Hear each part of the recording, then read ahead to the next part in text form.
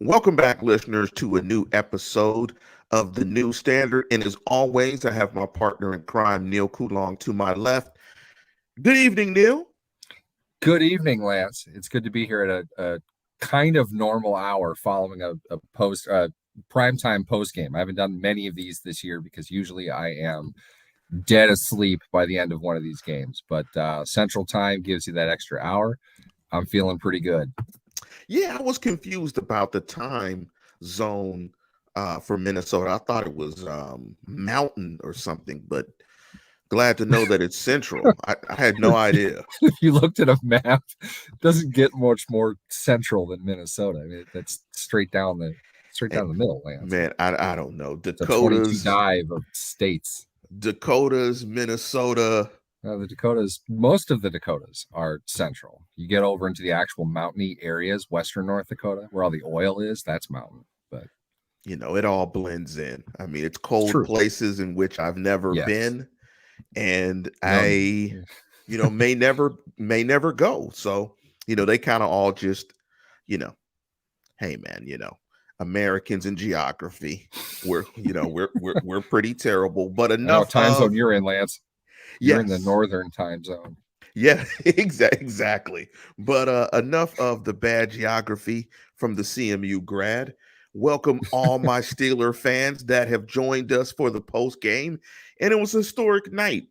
Ben Roethlisberger got a victory in his last, what we seem to, or everybody seems to think will be his last game at Heinz Field. Before we jump into some of the numbers of the game, if you want to check out the program, make sure you go to YouTube and do a search for the New Standard and Lance Williams or Neal Coolong, or you can go to your podcast feed and do a search for the New Standard and Steelers. Please give us a like and subscribe.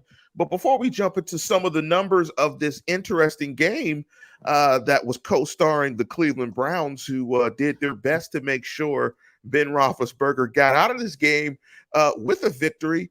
What's your initial thoughts of this game, and just before we jump into the numbers, and Ben Roethlisberger, his legacy, and we'll jump into that a little bit more, his legacy overall as a Pittsburgh Steeler? Oh boy, we don't have enough time to go over all of that. That's it honestly, you and I were texting during the game, and you talked about immediately, I believe the word was boring. And I don't blame you for thinking that. Ben, I'm sorry, I'm distracted. Ben, I just looked at Ben's numbers. They're just laughably bad.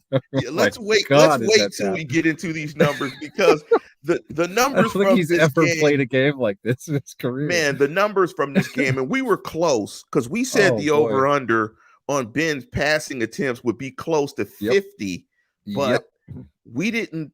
And we'll get into the numbers. We didn't think that it would be. Just don't make any sense at all. My initial thought really was I thought it was an entertaining game. I like defensive football. I think you saw good elements of that. I thought Cleveland played a good defensive game. They did a lot of good things, a lot of interesting things. Pittsburgh really stepped up in a way that you and I both kind of suggested. Call it magic or whatever. It was like nothing in this game really favors Pittsburgh winning it, and Pittsburgh dominated it start to finish. Cleveland, you called them participants. I'm not even sure I'd call them that. I call them spectators. They didn't. Offensively, they were miserable. I have no idea what Kevin Stefanski is trying to do with this team, but they looked horrible offensively, in particular today. I thought they did well defensively, and it made for a pretty compelling game. I thought I enjoyed it. I think there were enough storylines in this game, and we'll get into that with the numbers to see the value of it. I think a lot of things were interesting for two, at best mediocre teams. One of them is already eliminated from the playoffs. They're kind of playing to not be last place in the AFC North at this point. The Steelers have one heave and pray left for a playoff spot, and they needed to win this game to do that. I think Pittsburgh wanted that a bit more than Cleveland did. I'm not sure what Cleveland did tonight, but second half in particular, they were miserable overall. Yeah, it's very rare that I criticize a professional athlete or a football team as strongly as I will with my next comments, but this was almost like fireable. and that might be an overreaction a little bit, but Fired, this, maybe. yes, like this was, if you're going into your employer's office at the end of the year for your exit interview, and they're looking at your team to try to make an evaluation, nothing makes sense about being the number one rushing offense in the National Football League going against the worst rushing defense in the National Football League and running Nick Chubb 4.5 times. And at one point in the first half, Baker Mayfield had as many tipped passes or batted down passes as completed passes. If you wanted to do a knee-jerk reaction as a ownership group and you wanted to clear everyone out, this would be the type of game where it would kind of constitute kind of that knee-jerk reaction. And look, it's fine. As a Steeler fan, I'm glad that Cleveland, they became the clowns. They basically are the Cleveland clowns that Steeler fans laugh at consistently. Hey, This was a clownish performance. They earned that tonight. Yes, they were bozo-ish. That was a really, bozo really game. I mean, it was laughable to the point where it was like, I don't know what they're doing. Maybe Ben put a call into Cleveland and said, look, man, you guys aren't making the playoffs. Just let me have this one. It felt like a mulligan game from their perspective. It felt like, wow, like I try to avoid the knee-jerk stuff like, man, they didn't prepare. They weren't prepared. Those cliche things that when we talk about teams, but Ollie Howard species 56-118 said it best. It's just the Browns being the Browns. I mean, they weren't even home fries or hash browns. They were just the Browns. That was really bad. But let's jump into some of these numbers. And you talked about Ben's numbers being in a winning effort, being quite comical. Oh my Ben God. was 24 of 46 for 123 yards, 1 touchdown, 1 interception with a 56.2 quarterback rating. Both teams threw the ball a combined 84 times. I'm just going to round up to make the math pretty easy. They threw it 84 times for 300 yards, a little bit more than that because it was 185 and 123. But they threw it over 80 times combined for 300 yards. This is the National Football League. Yeah, you have never seen a game like this. Anyone listening to this right now, you've never seen an NFL game like this. Keep in mind too, Mayfield got sacked 9 times. I mean, 9. They were all over him the entire game. To throw that often and to have terrible results. Ben averaged 2.7 yards a throw. I don't think I've ever seen an NFL quarterback above maybe 10 passes with that low of a yards per attempt. That is easily the lowest game of Roethlisberger's career. And I don't think he was even all that bad. I mean, he wasn't good, but we've seen him play better, especially lately. But oh my God, those numbers are just they're obscene. Mayfield, I'm not sure what Mayfield's excuse was or what the Browns were trying to do. Mayfield was, to me, without question, the lesser of the two quarterbacks tonight. And to be less than the quarterback who averaged 2.7 yards a throw, which I believe is Najee Harris, is going into this game, his yards per attempt as well. What a game. It's just weird. Absolutely weird. That was just one of the weirder numbers in this game. The other number, of course, that you brought up was the Steelers getting 9 sacks in the game. And of course, when you talk about sacks and you talk about the Pittsburgh Steelers, I think the question of who's going to win Defensive Player of the Year has been answered, as TJ Watt had 4 sacks in a game, 3 tackles for loss, 5 quarterback hits to put his number to, correct me if I'm wrong, 21.5 sacks for the year. He is a half sack or a full sack away from the NFL record. 22.5 is Michael Strahan's record, and that's almost a virtual certainty that Watt is going to at least tie that. next week at Baltimore. Baltimore is not a good pass protecting team. Although I would say John Harbaugh is the type that will do everything he can to make sure that TJ Watt doesn't set or break a record against him. You know what he'll do? He'll chip him with a back and 2 tight ends. Well, I don't understand why Stefanski didn't do that. The slog that was blocking him all night long, Watt gave that kid a beating. I mean, their right tackle was horrible. We've seen some bad right tackles with the Cleveland Browns over the years. In fact, Watt has feasted on them for the most part of his career. That dude, whoever he is, he's not ready for prime time. He's as Coach 30 would say, pissing down his leg. Moment's too big for him.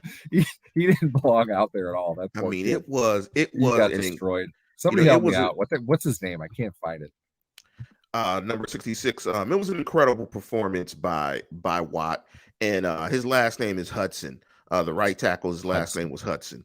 And that's an incredible performance by TJ Watt. And we kind of talked about it, about the legitimacy of the record, because he's going to play. It's a 17-game season, although TJ Watt will not play in 17 games. Do you believe that if he sets the record, it's diminished in any way? I think you have to have it in the conversation, because it's yes, he didn't play 16 games. He'll play less than that. He'll get less than what his average snap count will be. In fact, the key thing though is opportunity.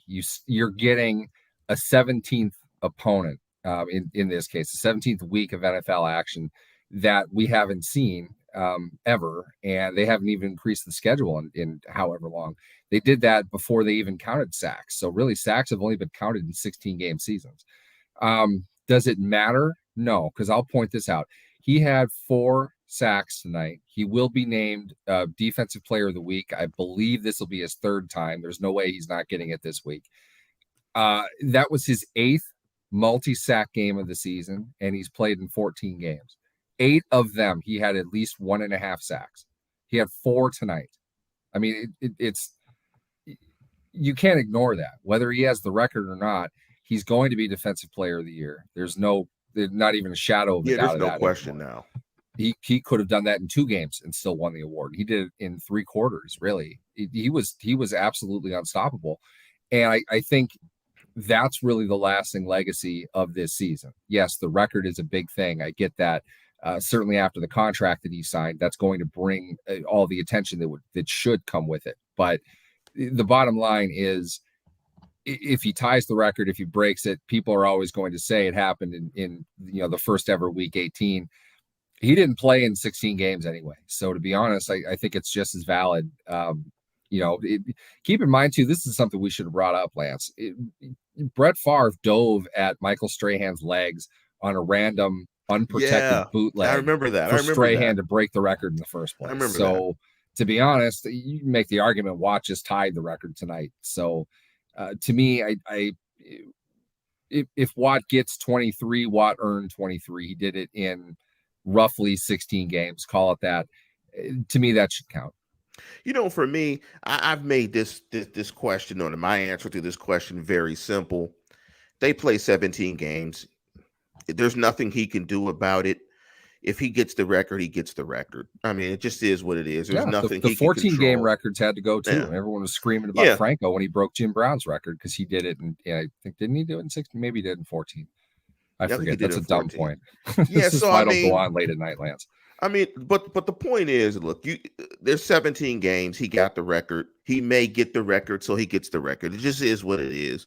I mean, records are cliche, meant to be broken, and in this case, TJ Watt is going to break a record. Another strange number in this game to point out are numbers.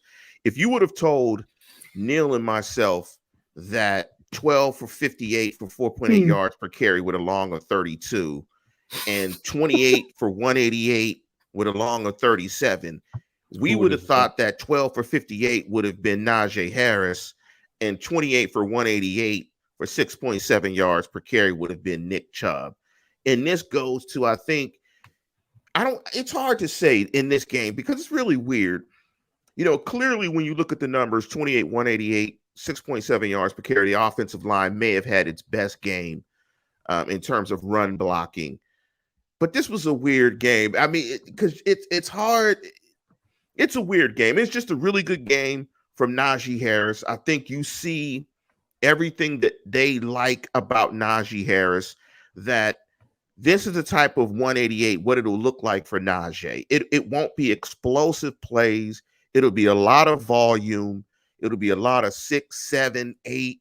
You rip off the 37-yard run for the touchdown late in the game because he's beat up their front physically. That this is the kind of ideal Najee Harris game.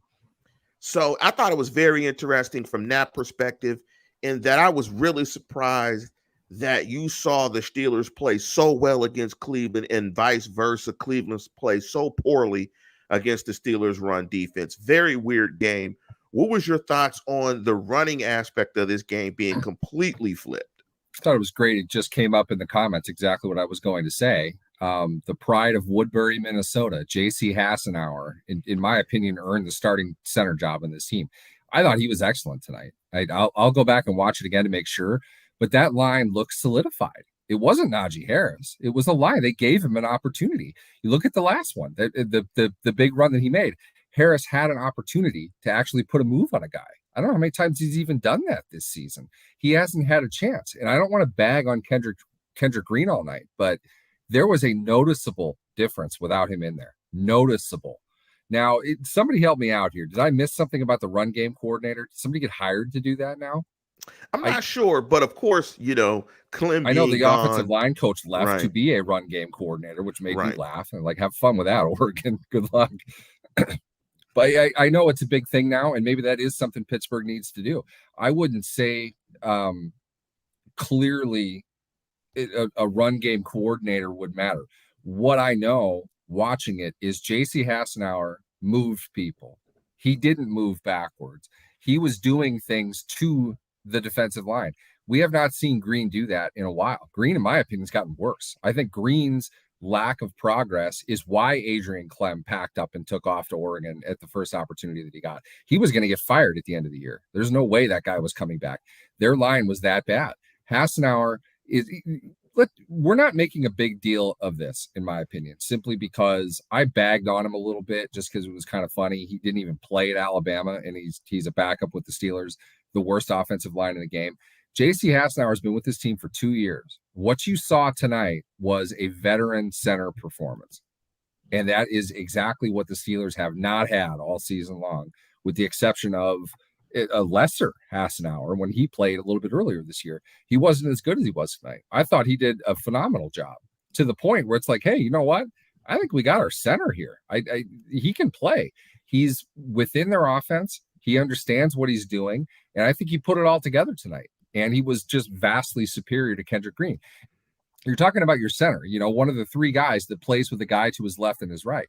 But he's got to set up the other two because they've got the tackles and the edges to worry about. So your center has to take on a lot of things mentally in particular. You have to be able to call out protections. I think Hassenauer got to a point where he's able to do all of those things, and he put it on display. Now, he's not a physical freak by any stretch. He's not even all that big of a guy. He's a smaller center. He's not going to be able to overpower people the way like a first round pick would, but you're getting good run out of a guy that you're barely paying anything for, and he's still young. I think they might have an option in him. I thought it was that good of a performance tonight, and it is not a coincidence that Najee Harris doubled every stat he's ever put up in a game tonight. Here's the interesting thing. Also, it could be a case of now explain to me, did he play a lot for Alabama, Hassenauer? Was he the starting center? No, he wasn't. So, okay, he wasn't the starting center, but there might have been some familiarity a little bit maybe between him and Najee Harris. Maybe. Yeah, they're on the same team. In terms of how to set Najee up a little bit. Harris was a blue chip play right away true freshman. Hassenauer wasn't a starter. I think they gave him, a game or two here and there just for the time that he put in while he was there. But they'd be familiar with each other in that sense. A center blocking and calling out a scheme is not dependent upon the running back. The running back being familiar with maybe what a center does provides a little bit more value, but it's not like he can block for Najee better than other guys can. It's not like the pitcher that needs his catcher to call the game. The center is, he's playing with his back to the running back most of the time anyway. Here's what I always come to when we talk about guys that aren't pedigreed guys is it always comes into performance pay pedigree.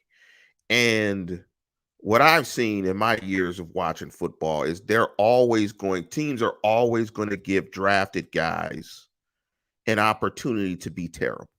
Now, maybe Kendrick Green has run out of time to be terrible, which could mean it's J.C. Hassenauer's job. But I would guess this, that it's probably neither Green's nor Hassenauer's job next year, and you'll see a center drafted. And possibly you see Green kick to guard, and maybe they found their backup in depth in Hassenauer, particularly if Hassenauer is a guy who could play guard as well. Where at least from that perspective, I think Hassenauer with this performance solidified his spot on the roster next year. I don't know if he comes back and follows up this performance with a similar performance against the Ravens, and it doesn't have to mean that Najee Harris runs for 155, but just a solid performance against the Ravens, then he's definitely on the roster, and I think will compete for the starting center position. I'm going to march to M&T Bank Stadium and throw an absolute shit fit if he doesn't start next week. That's all I'm saying. I don't want to see. Oh, he's starting next week. He better. He's starting next week for sure. But it wouldn't surprise me if Tomlin pulls that shit. Like, we went with this guy, we have to stick with him. Like, don't give me that. Okay, Green was dressed tonight. Okay, they said he was hurt. You've protected the 3rd round pick long enough. All right, he was a dog this entire season, and you know it. Sit his butt down, let him sit and watch. My opinion, with all due respect to Kendrick Green, somebody that I've supported all season long. You've heard me talk about it. He wasn't getting the job done. Okay, plain and simple, he wasn't getting the job done. He doesn't get it back now, in my opinion. He shouldn't get. No. What has he done to earn this now? Hassenauer had a better game than any of Green's 2 games combined.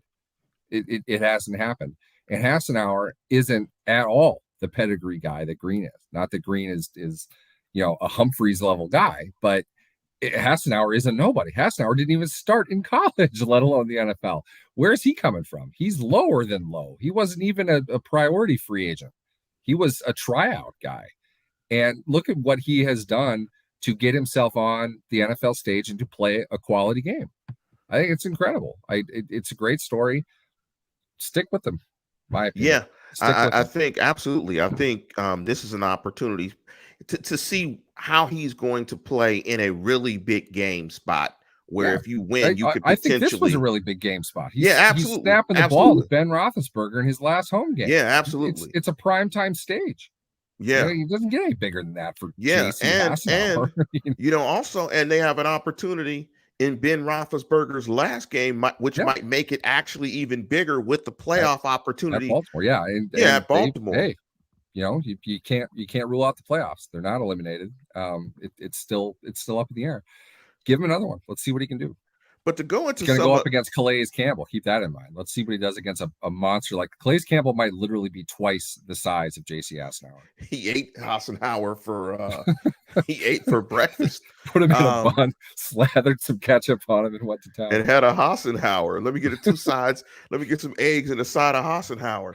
But pride of Woodbury, Minnesota, baby. But to look at some of these other weird. Speaking of Minnesota, before I get into some of these other weird numbers from this game. Go Bison. Go Bison. We had a Bison call in there that there was a Bison ball player that got a sack, got a little stat there. There are 3 of them on the team now. Do you realize that? There are 3 North Dakota State players in the Steelers. Wait a minute. Even more rare, 3. You got 3 NDSU guys on the team. Mm-hmm.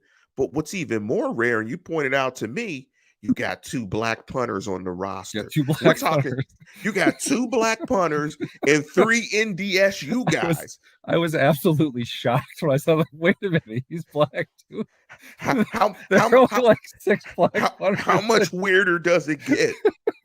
You get 2 black punters and 3 NDSU guys in a game at the same time. And 3 of them are from Minnesota. There are no pro athletes from Minnesota. They don't play hockey. So I'm like, wow. I mean, oh, that was brilliant. So that's, what a game. I don't know why you didn't enjoy this game more. What a game. I was having a blast. Here's some other weird stats in this game. Neither team converted 30% of their third downs. Neither team had 300 yards of total net yards. Neither team in the game averaged 4 yards of play. This was just a very weird game.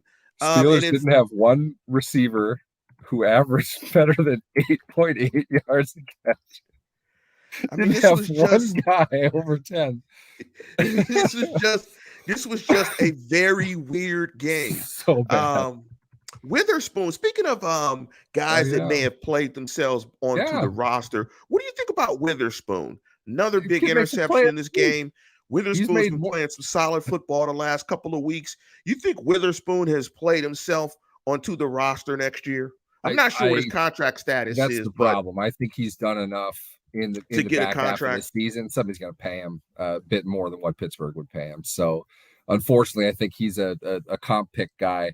But good for him. He stepped up into the role they asked him to play. He barely played at the beginning of the year. We made fun of him on a weekly basis. Now he's balling out. I mean, he makes a play every week. I think he's made more plays at the cornerback position than any Steelers player in the last 2 years, probably. No disrespect to Joe Hayden or anything, but in what way is Witherspoon not outplaying him? I think it's fairly obvious at this point. He's a better player in space.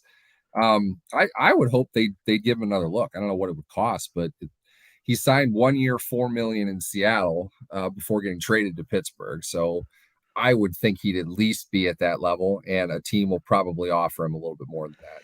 2 years, $9 million, something like that. It's a premium position. 2 years, $10 million, 12 even. In a pretty good seller's market or buyer's market, which is what it will be. I would think somebody else would sign him. Yeah, he's 27 next year. His base salary for the Steelers was $1.5 million. And apologies to him. I know we took shots at him this year, but I think it goes to, something that we've said is that it takes a little bit of time for these guys to get acclimated to a new system and new coaching, and they're being asked to do different things possibly that they may not be comfortable with. I think a lot of times from the outside looking in, we think that these guys are just ready-made. Once you sign these guys, you plug them in, they can play solid football. And sometimes for pedigreed guys, maybe they can, but for regular guys, and I'm just saying regular in the sense that NFL guys are anything but regular, it takes guys a little bit of time to be able to contribute to a team. Here's another number I want to throw out, and it's a streak that continues to happen every single year. Once again, Mike Tomlin will not have a losing record, and I know that is that tweet out. I know that is a point of contention for some Steeler fans. Oh, it gets them so mad. Yeah, but once again, Mike Tomlin will get at least 8 wins, and they won't lose. Big up again. Yeah, big up the Super Steelers. He's new on the chat. That's a new name that I've seen. Again, I mean, another 8 wins, and I was going back and forth. Talking with my brother about the Steelers quarterback situation next year, and we'll talk more about this in the business season. And I told my brother simply, they had 8 wins with Duck Mason, Duck Rudolph. And so the Steelers will not be scared of taking a non-conventional route at the quarterback position. I think, and Grayson said it, I hate the stat. I hate that stat. LMAO. Yeah, Steeler fans hate that stat about it Tomlin not pisses them having. off like crazy. It really does. It It's just, great. yes, it does. It's just It does. it's because he's had so many of these seasons. It's like not one Yes. of them falls away. I don't know, another show. I think we'll dive into the psychology behind that. But It's like having been a head coach, I will say this. It is, I mean, it is half full, or what is it, half full or half empty? I mean, it is that feeling. It just depends on how you look at it, because given their situation and given their situation certain seasons, bad yeah, coaches would have bad seasons. exactly. And getting to 8 wins at least puts you in the territory of possibly getting into the playoffs. And there's something to be said for trying to make the best of these situations. I think you said it best about Tomlin, Neal, a couple of shows ago, is he doesn't necessarily get everything out of it when it's teed up for him to get everything out of it. And that's a fair, I think, complaint for Tomlin, is when they have everything, he didn't get everything out of it. And that's, I don't know how much of that is, I don't know how much of that is him, or as much as that is he ran into the best combination of quarterback coach in NFL history. We get into that part. That's the tough one. Either way, when you're competing against that dreaded combination in New England, it was going to be tough. But yes, I know Grayson and Steeler Nation hates that stat, and that's why I wanted to bring it up. But this was a weird numbers game. Let me give you another number, because the broadcast was throwing out a bunch of numbers. I did not know that Ben Roethlisberger was the most sacked quarterback in NFL history. I'm not surprised, because he got sacked so much during the Arians era as offensive coordinator that I'm surprised he made it this far. But man, they said he got sacked over 525 times. That's an entire season's worth of pass attempts. Yes. That's nuts. That is I'd also like to point nuts. out too, I just had somebody text me this. Ben Roethlisberger is the proud owner of the all-time record for fewest passing yards in a game, 123, with 45 plus attempts per Pro Football Reference. I'll be honest with you. If you would have asked me before the game who I thought had that record, I think it's Joe Flacco. I remember a game Flacco threw like it was something like 45 times for like $110 or something. It was some ridiculous amount. But that was in many ways a very Flaconian like game from Roethlisberger. And that in and of itself just describes, we're going to look back on this and remember the fact that it was a win. We're going to remember Najee's box score, and we're going to partially forget a little bit that this was a statistical anomaly in so many ways. This was such a historically weird football game. I hope people watched it and enjoyed it as much as I did, because it just seemed strange from the start. And Pittsburgh never was challenged in this game either, and they had no reason for that to have been the case. They didn't dominate. They just kind of walked away with it. That was the weird thing. That was the weird thing, and everybody in the chat and Super Steelers said it. It was weird that the Browns did not run the ball more against the worst run defense in the National Football. It was mind-boggling. They did it last week against Green Bay too. Honestly, two reasons I can think of for that. One, Nick Chubb has more of an injury than they're letting on, but for some reason he's still out there. Or Kevin Stefanski is actively betting against the Browns. I can't think of anything else. Why else would you be having Baker Mayfield throw the ball as often as you have? He was terrible tonight. I want to say that again. And he was worse against Green Bay last week. And they're still having him chuck the ball 30 yards down the field in the fourth quarter. Why? What are you doing?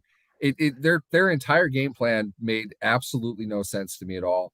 I joke around with this because Stefanski is the poster boy for the analytics crew, for people who think they know what that means. Stefanski is a guy that uses that a bit more openly, perhaps, than other teams do.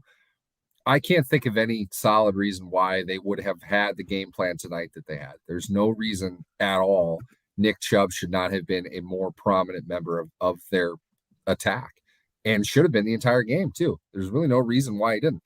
12 carries. 12 carries. Not that this is Okay. a Cleveland Browns show.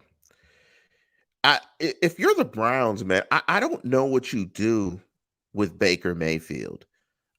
Because I think we can see in the AFC North, and let's talk about before we get into the AFC playoff picture. When you look at the AFC North, you can see it trending in a certain direction because of the Cleveland Browns getting the number one pick wrong and the Cincinnati Bengals getting the number one pick right. Just to boil it down to that, the Bengals picked the right guy. The Browns did not pick the right guy. And Joe Burrow is clearly, I don't think he's the best player in the division, but he's in the top 3 in the division. I think TJ Watt is the best player in the division.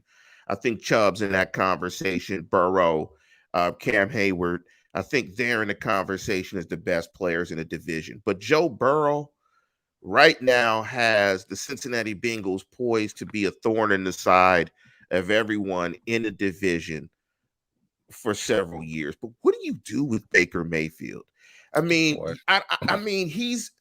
think what they're going to try to do is paint the narrative that it's his shoulder and that he was hurt all year. But you can't have 5 batted passes and 5 completions in a half. It was like every throw at one point. Do you realize the Steelers defensive backs, without Witherspoon, the Steelers defensive backs had 4 pass breakups, which is the same amount as the Steelers defensive line did. I mean, that's just, it's just weird. Like, what are you doing? Here's the thing. Let's go back to this. In the offseason, we went over the AFC North. You asked me who the best quarterback in the AFC North was. I said Joe Burrow, and it's going to continue to be Joe Burrow for a very long time. Joe Burrow is a multiple MVP player already. He's 24 years old. You can see it in him. He's one of those pathologically psychotic competitive guys, and his team is just going to have to win or face his wrath. He's that type. They're going to win a lot with him. So unfortunately, that didn't work out. At the same time, I said Mayfield number 1. I was more into Mayfield than I was any other quarterback in that draft. I felt he was the right one for a variety of reasons. What we are seeing right now, though, is regression in his game. He's not playing well. Yes. And I doesn't take, Hank Stram to point that out. He doesn't look very good. There's something with his head that isn't right. And I to me, that was always the biggest drawback with him. When you get those ultra emotional outward kinds of guys, you have to worry about the peaks and valleys, and that's been Mayfield throughout his career. He's not stable. I'm not being insulting. I just mean that he doesn't level out very easily. He doesn't just kind of get into his game and go. He's got to have it at 95 miles an hour, or he's not going to do anything with it. And what you're seeing against Pittsburgh more often than not with him has been dead stop. You remember last year when they absolutely kicked his ass? The first half of the first pass he threw was an interception, pick 6 from Minka. Last year they got him good once, and he had a good game once. This past the first time they played, Mayfield was terrible. He was bad again tonight.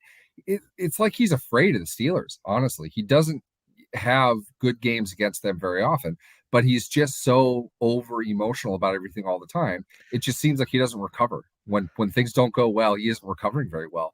And I was worried about that with him coming out, but he's talented. They're going to need to keep him. They're going to need to work on him, but they're not going to be able to commit dollars to him beyond probably 2 years. And that's tough to do. But what are your options? You're not going to be able to start over right away. And you have too much money invested if you're the Browns in the rest of your roster. You've got to make it work with him. That's just the way it goes. Let me speak to Vinny Vlogs' point and pick up to Vinny Vlogs. That's a new guy in the chat. Make sure you like and subscribe to the show, Vinny. And Vinny wrote, I think they want to get a good look at Baker before they pay him big money. Don't want to pay a quarterback for the fruits of labor that is on a running back's back. I You disagree don't with have a that choice. slightly. Yeah, I disagree you with that can't. slightly. First of all, they know what Baker Mayfield is. He's Yeah, played there yeah, 4 seasons. They absolutely know what Baker Mayfield is. And the reason they know it is because the offense is on the running game's back. If he were Joe Burrow, like they do with Joe Mixon, he complements Joe Burrow. Their offense is behind the two running backs in Hunt and Chubb.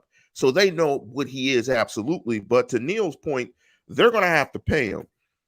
It's what you pay him when it yeah. comes to Baker Mayfield. It's do you make him, But it's what's how the quickly number? can you get out of the contract is Yeah, more and of it's the how issue. quickly you It's can not get the around a dollars. contract. Look, you can't get around that. Market Yeah. value for a starting quarterback for 4 years is going to be what they pay him.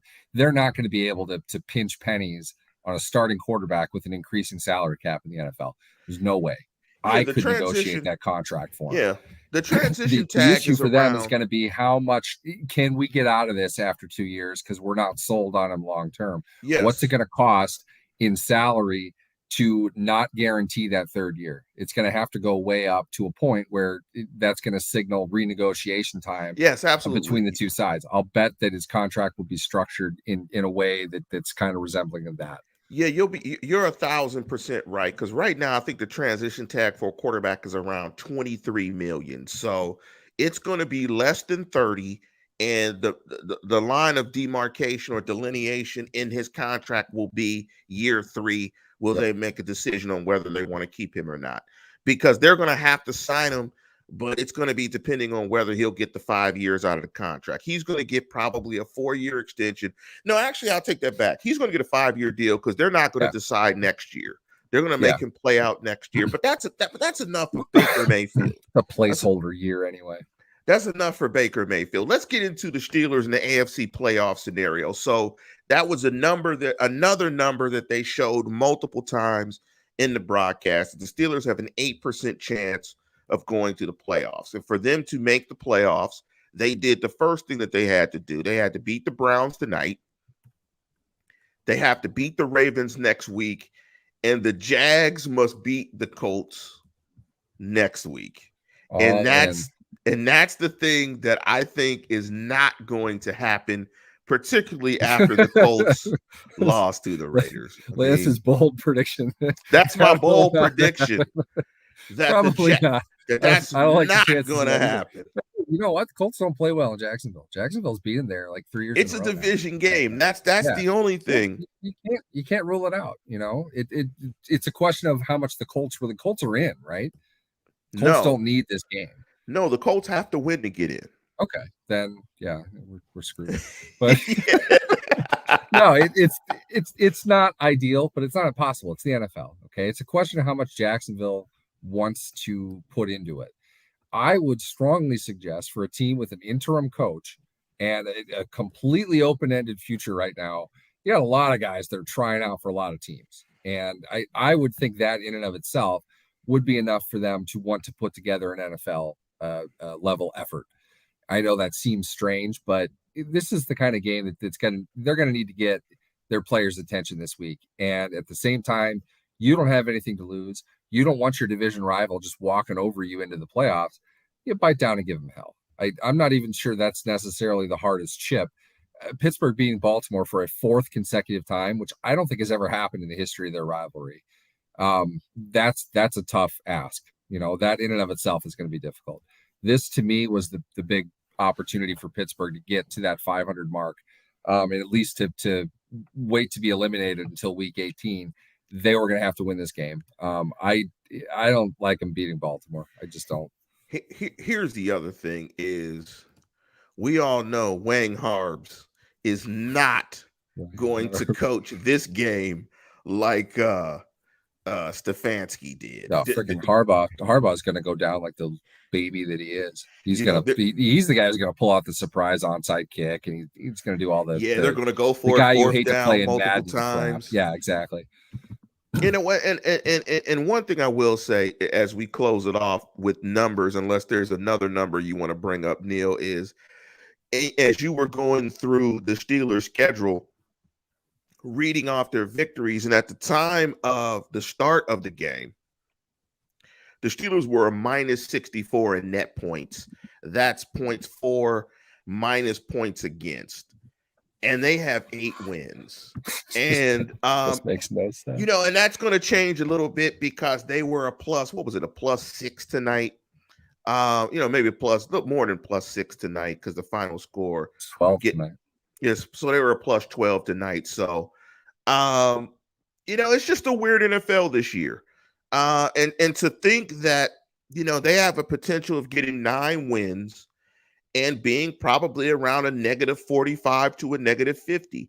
It's just a very interesting year. And as I look at the AFC overall, I mean, the AFC, in my opinion, is just not a very good conference this year. And it's just one of those years where, you can kind of be an average football team. You can win a game here or there, maybe win a game that you shouldn't. And you could possibly stumble into the playoffs. I think it's not likely that the Steelers will get into the playoffs, but 8% is better than 0%. So we'll see what they do over the next couple of weeks. But this is a very interesting Steelers season, quite entertaining, quite interesting. We've seen some numbers, especially this night, that I don't think you'll ever see maybe in NFL history, let alone Steeler football history. So kudos to the Steelers. It's been an entertaining ride this year. And so, Neal, before we get out of here, is there any last number that you may want to point out? I spent the one earlier, the fact that no receiver ever over 10 years, and that's happened a few times. How about this? If we really want to get into it, Deontay Johnson, 8 catches on 15 targets for 31 yards. Yes. He averaged 3.9 yards a catch. Yes. And he had a touchdown. And he had a long of 10. It's just embarrassing. And his long catch is 10. This was, but before we get out of here, I mean, hey, it's been quite a ride for number 7. And, one thing before we get out of here is where does Ben rank for you in the list of all-time Steelers players? For me, he's a top 5 guy for sure. I'm not sure where I'm putting him, but he definitely ranks favorably somewhere in the top 5 for me. For me, he's number 2. Mean Joe's number 1. Ben would be number 2. Evolution of the game comes around and you see it. And Rodgers kind of alluded to this. If you'd listened to the Peyton and Eli broadcast of the game tonight, they had Aaron Rodgers on. He spoke to this. Aaron Rodgers. Yeah, unfortunately, they had him on. They had Cowher, which was great, but then they had Roger Goodell and then Snoop, which was great, and then Aaron Rodgers. No one should listen to Aaron Rodgers. No, but go ahead, Cal guy. He made an interesting point. He spoke of Ben as an evolutionary kind of player, and to some degree, his ability to play in the no huddle and to thrive in the no huddle, which was really something that came up probably about midway through Ben's career. The teams didn't do that much. He had the K gun back in the day, but that was different. Teams didn't practice it as mandate the way that Buffalo did for a couple of years there. Ben brought some of that back. Ben's ability to stay alive in the pocket, to be a scrambling quarterback, not necessarily a running quarterback, to keep plays alive, to make plays off schedule, and to have secondary plays built within the structure of a play. Ben brought a lot of that stuff in. Mean Joe was evolutionary in his own sense. He was really big and really, really athletic for his size. There weren't a whole lot of guys like that. That's not the way football was played. You won a gap. You didn't go after the quarterback in the backfield as often. Mean Joe built a lot of that. When I think of the great players, that's the sort of thing that I look at. I think Troy Polamalu was an evolutionary player. The safety position is played today the way that Polamalu played it back in 2005 was really kind of the 2004, 2005, really when he transcended the game. it's pretty standard now. You want a safety that can do that. You want a positionless weapon safety.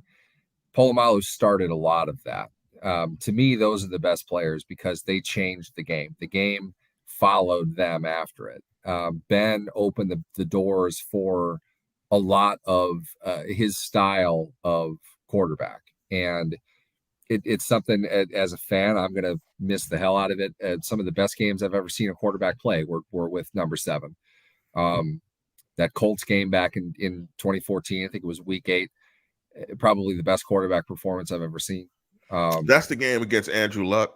Yeah, where Luck played really, really well. And Ben they both had like 500 yards. They both were killing it. That's a fun game. If this is, let's put this on the list, Lance. Off-season project. Let's do like our 10 favorite games and highlight the games. Like really get in depth. That'd be interesting. I'd love to do that. I need to get that down on paper at some point. I feel like I've alluded to this a lot in my career. I'd really like to actually do that. Well, I'm gonna ask your staff to do. I'm going to ask your staff to do some of that heavy lifting first. Give us maybe about 15 games. Can do that. We can pick from there. That'd be a good article anyway. Maybe break it up between. I don't. The problem with things like that, I don't want to put the weight of the playoffs on it necessarily. A great game is a great game. The stakes of the game, I think, yes, can matter because I can't have this conversation without the AFC Championship game against the Ravens. To be honest with you, that was probably the best game I've ever seen for me, for what I like to see in a football game. That's probably the best one. That's where everyone's going to say, well, it wasn't the Super Bowl. Like, yeah, that's the game where McGahee got knocked out, right? Yes. Yeah, that Clark, who hit him, knocked himself out too. And yes, exactly. The perfect ending to the most savage display of physical competition I've ever seen. It's interesting that you say that about Ben, and it's probably my age. And if somebody put Ben above Bradshaw, I wouldn't be mad. But of course, my age, 51, growing up in the 70s, I always got a soft spot for Terry Bradshaw, and Terry Bradshaw winning the 4 Super Bowls. So I always going to have Green. I guess my top 3 would be Green, Bradshaw, Ben. Throw anybody else after those, but that's if you had a Mount Rushmore, at least those 3 are on Rushmore, followed by the Chief, and we'll just end it that way. And that'll be my Mount Rushmore, the Chief and those 3, and that'll be your Steeler Mount Rushmore. Yeah, that's solid. I mean, we could go for days on that topic alone. Ben. I think Ben is the best offensive player, and a lot of it too. Getting back to the evolutionary thing, quarterbacks aren't playing the game really at all. They don't have the value today if it wasn't for guys like Bradshaw. There's a lot that Bradshaw did as well, and passers just weren't as good back then as they are today. That's evolution. The art got much more sophisticated as years went on. And to be honest with you, we talked about this last week. If you put Ben in his second season next to Justin Herbert right now, it's not even close. Herbert is 9 million times better than Ben was. Yes, absolutely. They're just much better now. That's the game. That's how it works. And Herbert speaking of evolutionary, end up being saying the same thing. If they change the game completely around when he's 18 years in and go into the Hall of Fame, which I'm sure he will, you're going to look back and say, wow, Herbert didn't do anything compared to Arch Manning. I don't know if you've seen that kid or not, but that's not I've seen fair. Arch Manning. Well, that kid could play Division I. He's a 16-year-old. Yeah, got cut up. He's going to destroy the league.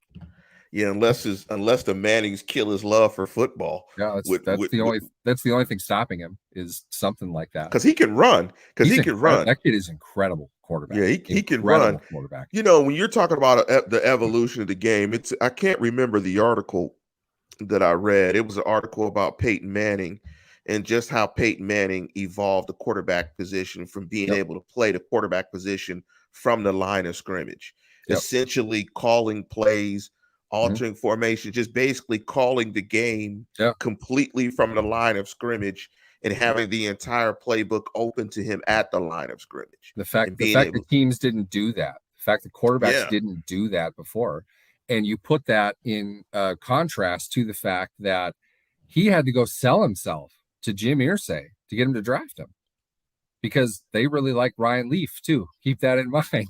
That is when the game changed, in my opinion. When you saw the result of that. Irsay and Ryan Leaf, that might have been a match made in heaven. Yeah, maybe. Would have been even worse. But just you picture that, and you look at the fact that people legitimately thought Ryan Leaf was on that level. And then you noticed in like 5 games how wrong that was. And it was mostly because Manning could run the game himself. Quarterbacks, with the exception, we can get into this, that's kind of an offshoot, but with the exception again of the K gun with Jim Kelly, which was Kelly more or less calling plays, but in a hurry up fashion, not in a structured, assign the blocking, the routes, everything, reading the opponent from the line of scrimmage, exactly what you said, under center, not in shotgun, keeping everything open. You know, it's just the sophistication of that style, I think, is very obvious today. That was not the case in 1999 and 2000. It's not the way the game was played. So clearly, you know, Ben's a first ballot Hall of Famer. Clearly, it's going to be it's going to be incredibly difficult to find another player as impactful as Seven. And, you know, this generation of Steeler fans might go through the same experience that I had, you know, after the Steel Curtain, where I thought that, you know, Bill Cowher would never win a Super Bowl. After I watched Bill Cowher and the Steelers lose multiple AFC championship games in a variety of fashions, you know, I was just pretty much resigned to the fact that the Steelers weren't going to win another Super Bowl. And so, you know, I'm thankful that 7 came and the Steelers got to 6 championships, because it was nice being the first to 5 and the first to 6. And so, you know, I think his legacy as a legend in Pittsburgh and an NFL legend is completely solidified. And it was nice to see Ben emotional. And it was nice to see the send-off that Pittsburgh gave him. And I think he's absolutely right. Of course, I'm biased because I'm from Pittsburgh, but, you know, when they love you in Pittsburgh, they love you in Pittsburgh. They love you for all your warts, everything. When they love you in Pittsburgh, they love you in Pittsburgh. And when they turn on you in Pittsburgh, boy, they turn on you in Pittsburgh. And so, you know, earn it back. It's a tough place to play. You got to earn the respect of the city because it's a legendary franchise. But you know, they're going to give it to you. It's a passionate town that's passionate about its football team. And if you're a player that, you know, where that matters, you know, you're going to love to play in Pittsburgh. And I think his appreciation of the city is genuine. And I think you saw that in his emotion, and you saw that in his performances over the years and the sacrifice that he gave. Because when you get sacked 555 times, you love football, you love the city, and you're you know, you're putting it all on the line. So, you know, from the new standard, you know, kudos to Big Ben. Thank you for the 18-19 years of putting it all on the line for the black and gold. I don't know if I can say anything else, but just thank you for him playing hell of a football for the Steelers. Saw some of the best football in league history, certainly of the franchise, come through in largely visible ways with number 7. And I don't think we will see that again. I think we'll see something else eventually. I think you know, records are made to be broken, you know, especially in an increasing league. We'll see something more, but for who Ben was as a quarterback, for the pressure that he put on a defense, for as hard as he made it to stop this team offensively, the winning that he had, I think he's a special player. You know, I'm gonna miss Ben for sure. Yeah, and we definitely will miss Ben next year when we're watching Mason Rudolph. Mason Rudolph's throwing for 2.7 yards a pass, which is normal for him. Idiot. But I already have heartburn even thinking of that. But with that, no better way to close the show than with Neal calling Mason Rudolph an idiot. So Maybe that is the best send-off for true. Ben Roethlisberger. Exactly. That the next guy is an idiot because Rudolph, you idiot. Following Terry Bradshaw, following Ben Roethlisberger, man, it gets no tougher in the city of Pittsburgh because the first thing he's going to hear when he's at Capitol Grill, hey, Mason, you ain't no Ben. I mean, he's going to hear that. Use parts, Rudolph. When he's ordering yellow gravy, he's going to hear, you ain't no Ben. Boy, I wish we had Ben Roethlisberger back. Hey, man, so, hey, I pity the fool. I pity the fool if you're going to be Mason Rudolph next year in the city of Pittsburgh because, yikes. I would not want to be that guy following up Big Ben. It's going to be tough. But with that, we're going to go ahead and conclude the show. Thank you, everybody, for hopping on the program. Thank you, Big Ben Roethlisberger, for all of your years of service to the Pittsburgh Steelers. Thank you, Seven, for laying on the line for Steeler Nation and for bringing Steeler Nation multiple championships and keeping the Steelers in the mix. Still got a little bit of football left. Stranger things have happened in the National Football League. Go Jacksonville Jaguars. Go Steelers. We'll see. It's all up in the air. And one thing we do know about Seven is he's going to lay it on the line in his last game as a Pittsburgh Steeler. But with that, we're going to conclude the program. And as always, tune in, tell a friend, and subscribe.